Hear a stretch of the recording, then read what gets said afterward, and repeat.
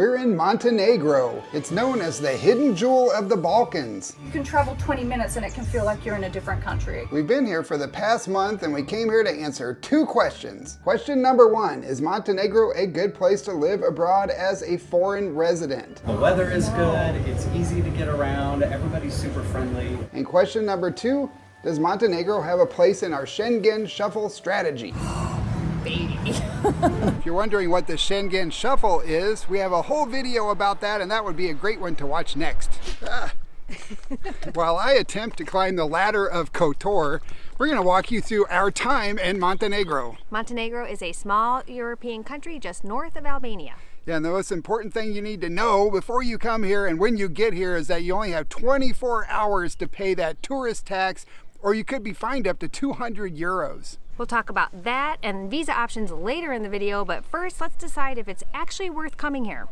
We started in the capital of Montenegro, that is Podgorica, and it may be the most mellow capital city in all of Europe. It gets a bad rap for being kind of boring, but we actually really liked that. It's a clean city with wide and flat sidewalks, a nice variety of good restaurants and outdoor cafes. There's also some nice shopping opportunities for you shoppers out there. I loved the beautiful parks and that gorgeous river that runs through it, and that amazing Millennium Bridge. The capital city is also a lot cheaper than the areas along the coast like KOTOR, so if you're looking for an affordable, peaceful city to live in Europe, that might be the perfect option for you.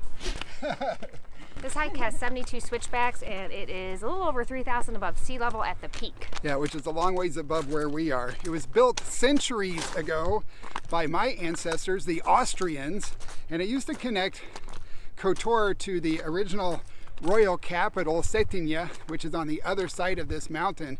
It was the only way to get there at the time. Yeah, people were a lot tougher than us right now, JT. Yeah, the people used it to take their products and supplies to and from the port over this ladder of KOTOR.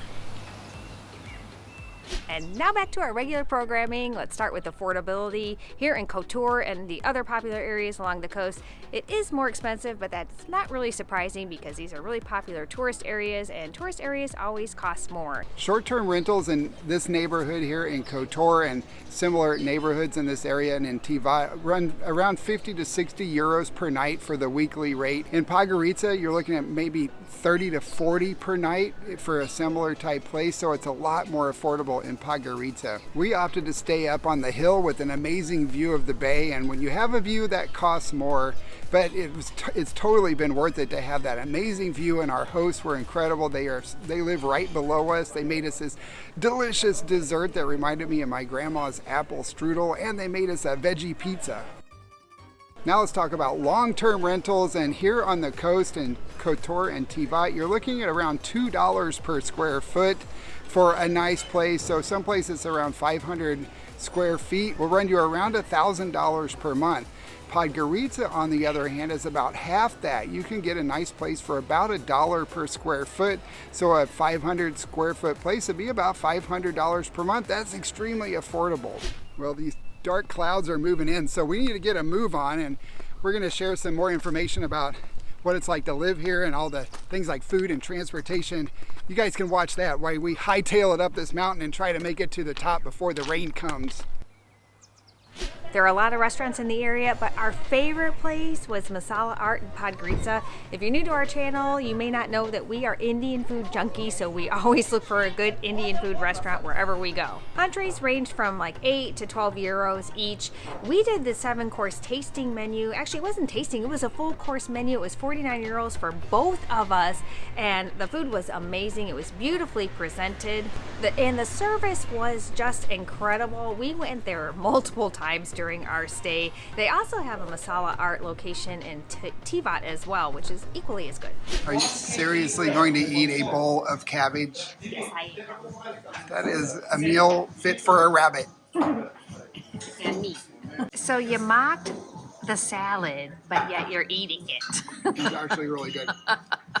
We also had a veggie pizza along with our cabbage salad and budva, and that really hit the spot. Our favorite local place is in Contro, which is where we are right now, and they have excellent pizza and delicious pasta and a bunch of other stuff, and we loved hanging out here. The main grocery stores are Aroma, Idea, and Voli. However, we found the grocery stores to be seriously lacking in a lot of variety, especially if you're looking for specialty items or organic items. You're gonna struggle here. If you like paprika, you're gonna be in heaven. You can buy it by the kilo here, but if you're looking for other spices, you're gonna really struggle. No cumin, no cumin, no cumin. Our favorite local shop was Piper. They have great produce and also great people. They're so friendly. So I got sweet potatoes. I got 2 of them about this size for $5, but the yellow potatoes were only 88 cents. Wow. Now let's talk about the language barrier. It is pretty easy to speak English in the popular tourist towns, and in Podgorica you're going to find a lot of English speakers, and especially with taxis and tour guides and buses and in the stores. However, if you want to go to some of those small villages, you're going to encounter a lot more native speakers. They're not going to be speaking nearly as much English. Montenegrin is the official language here. However, you're not going to find that in your Google Translate app. You will find Serbian, Russian, and Italian, which are also very common languages here, as well as Croatian, but English is also extremely common. Our taxi driver the other night told us that he actually learned Russian first when he was in school.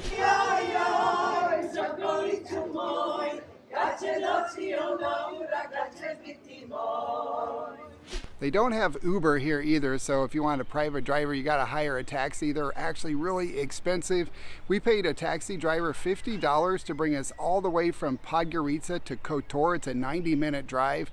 When we took a taxi to Tivat, which is the next town over, just 3 miles away, it was $20, so $40 round trip for that taxi ride, compared to $50 coming all the way from Podgorica. We did take the bus though. It was pretty affordable. We took it over to Budva. It was running late about 15 minutes, and it was €5 per ticket, which meant €20 round trip for the 2 of us. We could have taken a taxi, but that would have been about €40 each way, so 80 round trip. Montenegro does not have a train system that runs throughout the country. They do have a train that starts in Bar on the coast, runs through Podgorica all the way up to Belgrade, Serbia. There are 2 international airports, one in Podgorica and one in Tivat, and that's actually the main reason why we're here in Kotor, is because we got really cheap $59 tickets out of Tivat to fly back to Western Europe. So this might be a really great place for you to either start or end your stay in Montenegro and in the non-Schengen countries.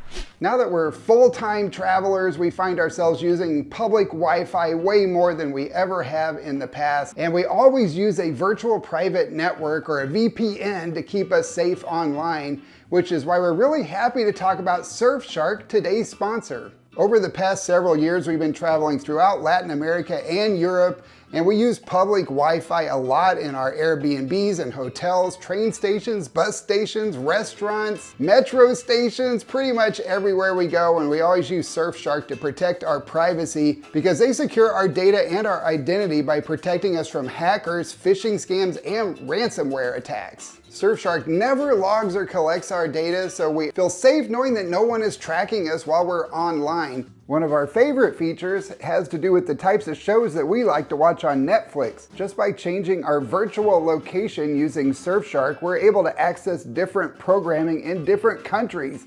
That means we can watch all of our favorite shows regardless of where we are. Right now, Surfshark has a great offer. You're gonna get 4 months extra. That comes with 24/7 support and a 30-day money-back guarantee, so there's no risk to you. And you only need 1 account to connect all of your devices. We have our laptop, our iPad, and 2 iPhones set up with our 1 Surfshark account, and it works great. So scan this QR code here or check below for a link and use promo code AAJP to get 4 months extra.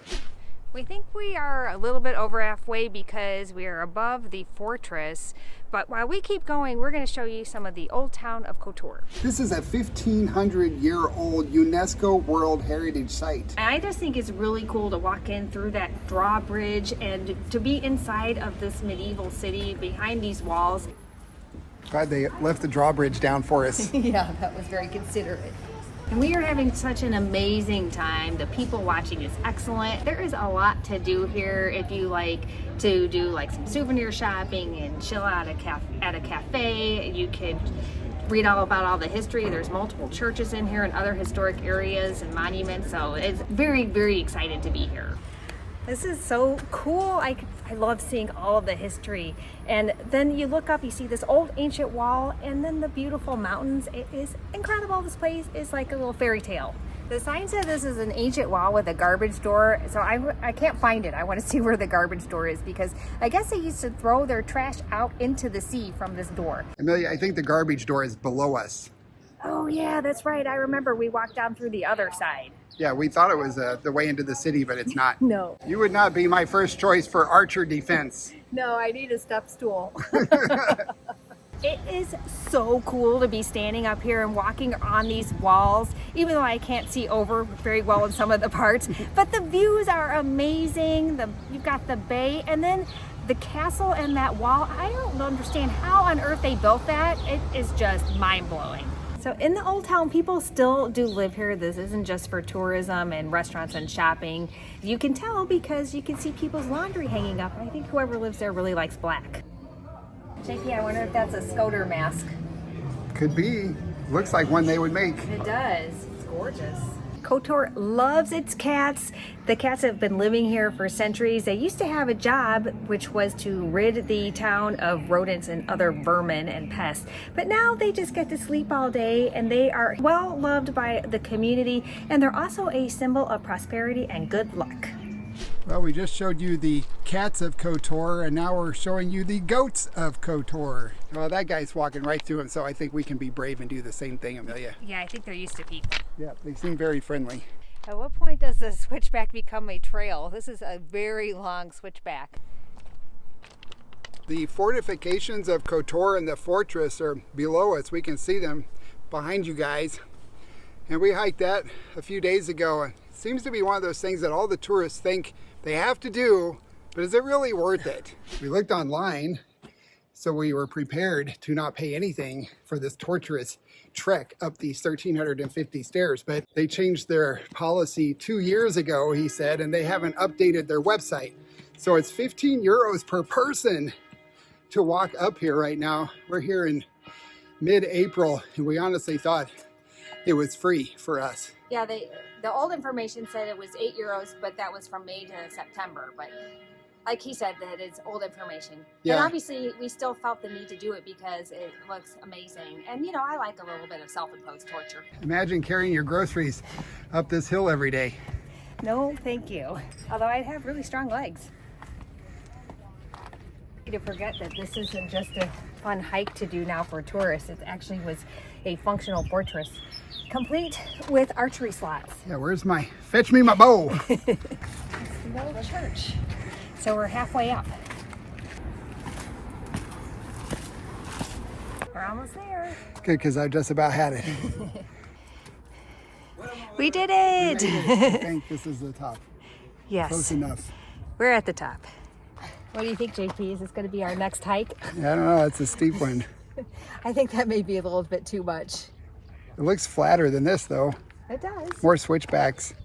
Yeah, it looks like it would take a while. 15 euros for the fortress hike is pretty expensive, but I did think it was worth it because it was easy to walk up those stairs and it was neat to be inside of it. However, this Ladder of Kotor hike is totally worth it, especially because it's free. And if hiking is your thing, then you should absolutely check this out. There are a lot of other activities to do here too, like water sports if you like that. There's all kinds of adventures that you can take. Plus you can take one of the buses to another town in this area. We took the blue line for €1.50 each over to Perast. Unfortunately, it made me motion sick. I gave up my seat to an elderly woman, so I was like this the whole way and kind of ruined our first hour there. But thankfully, we met up with a couple fellow YouTubers who took my mind off of it for a bit. We're Rob and David. We are full-time travelers. We've been to 5 continents now. Which is your favorite place so far? In Montenegro, Kotor. Yeah. I love Kotor. It's a gorgeous old town. I really love it there. What do you like most about Montenegro? It just seems like a very easy place. It's very European. It's very familiar. It is so picturesque here, it is like a postcard, the kitty categories. I'm really glad we made the trip up here. It was worth the crazy bus ride to get up here because it is beautiful. There's a lot of history here. I was reading that this is a very old village, but that actually has 12 different castles, and now it's mostly a tourist attraction. And here's one of the palaces. It's from the 17th century. It is really beautiful, and it's now a museum. I'm a little surprised they allow two-way traffic on this little narrow road out here. There's so many pedestrians walking around, and every time a car comes from one way or the other, they all have to try to maneuver to get through.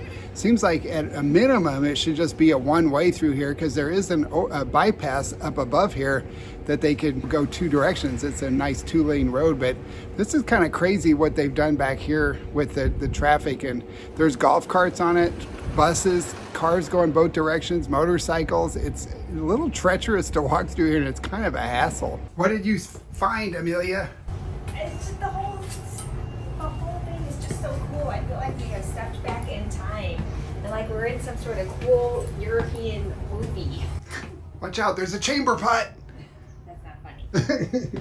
This is Our Lady of the Rocks back here. This is an artificial island. It was started in 1452 when the local seamen from this area saw the icon of the Madonna and Child on a rock that was sticking up out there. So now every year they throw rocks in, and over the centuries it has grown into a full island, and they built a church on it.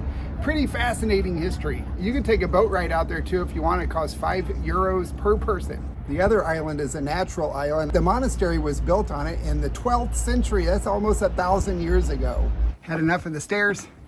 Never.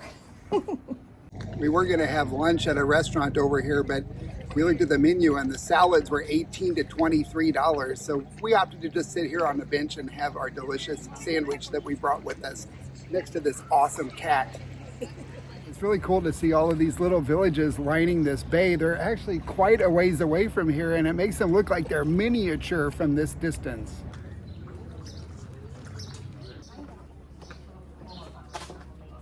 Budva is also a very popular tourist town because it has its own old town. It has a party atmosphere, it has beaches, and a lot of other great things to see, including a secluded beach that we were hoping we could get to. However, the tide was up, so we weren't able to sneak back over there through the cave. Behind me is the famous ballerina statue of Budva. She is very cherished here, and the statue is based on an old legend of a young girl forever waiting for her sailor's room who never came back from sea. You want some pie? Very funny, JP. It does look like pie. We thought we were going back to Kotor, but instead we got on the wrong bus and went to Tivat, so we went ahead, got off, and enjoyed a beautiful sunset. Tivat is another great place to visit, and it's close to Kotor. You definitely want to check out the yachts. There is a super yacht marina, and it is the billionaire's playground. There's high-end shopping and fancy restaurants. This country is stunningly beautiful. The views of the bay, the sea, the mountains, wowza. Driving through the country from Podgorica to Kotor really reminded us of driving through the mountains in Colorado in the summertime. And the view of Budva from above the mountains was incredible as well. Really, all I have to say is incredible, incredible, incredible. What's your favorite part about Montenegro? The cats. I was going to say, is it the cats? I know you love Honestly, the cats. it's the people and it's the cats. It's the whole feeling of the town, and it's the fact that it feels like it's still quite hidden and undiscovered, and it's got such a romantic feeling, and there is lemon trees everywhere, and there's orange trees everywhere, and the birds sing at 10 p.m. at night and 1 in the morning. I'm not sure if you guys have noticed, but I love that. I don't have that back home, and there's just something about the all-round feel, the landscapes, everything. Yeah, it is an incredible place. All of that green that you see there comes at a price because it rains 5 months a year here during the winter. Something very important for you to do when you arrive in Montenegro is to pay the tourist tax.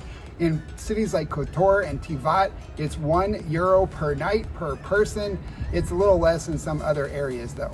If you're staying in a hotel, the hotel will include that in your bill. Some Airbnbs do, ours did not, so we actually went into town ourselves to pay it, which was very easy. You need to register within 24 hours of your arrival. And you can pay it in banks, post offices, or municipal offices. Yeah, you have to take cash too. They don't accept credit cards. And you do need your passport. And you also need the name of someone that is responsible for the place where you're staying, so your Airbnb owner or host. The lady at the office asked us when we arrived and when we were departing, and so she calculated the days for us. She did not ask for any proof. And keep your receipt, because you're going to need to show that at passport control when you leave the country, or you could be fined 200 euros. Montenegro does not have a retiree visa, but they do have a couple other options for temporary residency, including buying property, becoming a student or a worker. You can open a business, and they did announce a digital nomad visa, but they have not officially launched that yet. We do not know when that will be available. They also have a physical presence requirement, which is rather strict, and you do have to become a tax resident.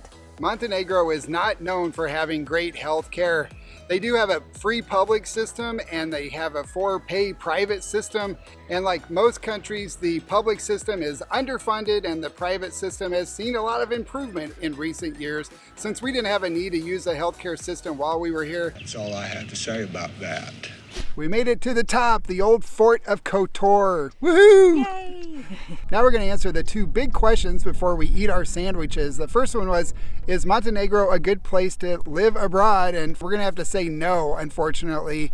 It is a bit more expensive here on the coast, although it is more affordable in Podgorica. But with the limited visa options and those physical presence requirements, you're going to be kind of stuck here. You're not going to be able to go travel around Europe if you want to do that. And we think there's some better options out there if you really want to live in Europe. Our second question, is this a good country for the Schengen Shuffle? We're going to give that a big yes, because this country is amazing. There is a lot to do here. This is a great place to come if you want to enjoy nature, have some time on the coast. Come and have a really great vacation on the coast, and then you can go and spend your time in Podgorica if you want. It's close to other Schengen and non-Schengen countries, so it's a really nice situated country. And the people here are super friendly, and it is still much more affordable compared to the United States, Canada, and some other countries in Europe. We spent a fantastic month in Montenegro. It is tiny but mighty with a lot to offer and a ton of perks, but it is time for us to move on. Hit that subscribe button and leave us a like, please, to get notified of our next video in a new country.